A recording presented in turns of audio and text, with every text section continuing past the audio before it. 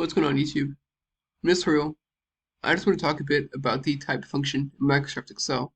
So the type function basically just returns a number associated with the data type that you're working with. And is great because versus like the is number or is text functions, the type function allows you to see what your data type working with for pretty much any kind of data in Excel.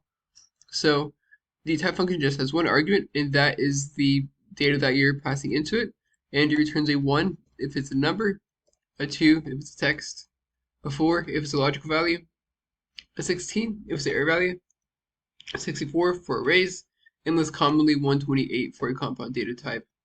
So to give an example of how this works, so you can just do equals type, and then open parentheses, and then as you can see, the one argument is the value. So passing the 2, close parentheses, see the 2 returns a 1 for data type, which is the number. The same thing below for A, it is 2 because it's text. True right here, it returns a 4 because it is a logical value. And then NA returns a 16 is an error. Now, one thing to note is that it doesn't naturally spell like other formulas do. So equals type. So use equals type.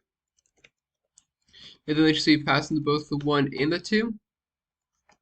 It will return 64 and say, hey, this is an array, versus having 2 1s and spelling. That's one thing to note. And the time, date time right here, it recognizes date time as a number, so returning a 1. So that's it. I hope you found this tutorial to be helpful, and if you did, please like, subscribe, comment. Thank you for watching. You have a great day.